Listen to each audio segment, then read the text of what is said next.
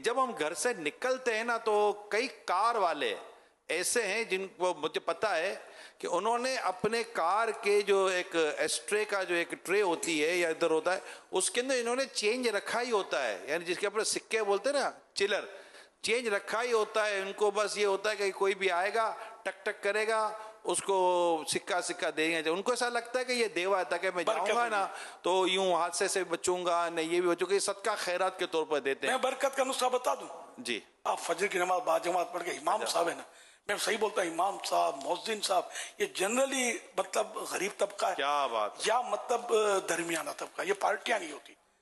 वो बहुत बड़ा खतीब आजम हो और जोरदार खिताब करता और उसको कुछ ठीक है हिसाब किताब हो, जनरली आप मस्जिद में फजर की जमात पढ़े, बरकत चाहिए आपको। 20-30 जो भी अल्लाह ने दिए ना, लोग ना देखें इस तरह, इमाम साहब को देते हैं 10 रुपए, मौजिन साहब को देते हैं 10 रुपए, खादिम साहब को देते हैं। बरकत ना हो तो मुझे बोलना।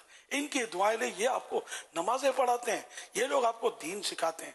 आपके जनाजे इन्होंने पढ़ाने हैं, वो भिखारी नहीं पढ़ाएगा क्या? भिखारी आपका जनाजा पढ़ेगा भी नहीं, वो इंतजार करेगा कि सब नमाज खत्म करें तो फिर मैं कुछ करूं। तो इसलिए मतलब बरकत चाहिए तो प्रोफेशन जो भिखारी हैं, जो मांगने के आदी हैं, इनको देना भी, जिसको पता हो कि भाई प्रोफेशनल है तो इसको देना भी जायज नहीं है, तो इसकी मदद है गुनाह में, तो ना दिया जाए। कोई नहीं देगा तो ये झक मार के मेहनत मजदूरी करेंगे। हम लोगों ने आदत देकर खराब की। इमाम साहब को दे बेचारों को, जो मैंने आपको उलमा की खिदमत करे, सादात किराम की खिदमत करे, जिनको आप जानते हैं।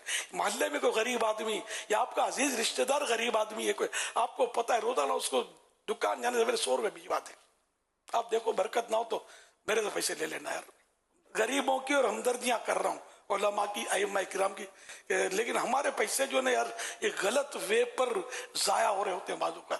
इसको रोक कर अच्छी जगह लगाओ, दीन का फायदा होगा, दुनिया का फायदा होगा, आखिरत का फायदा होगा, अल्लाह राजी होगा, उसके हबीब राजी होंगे सल्लल्लाहु अलैहि वसल्लम।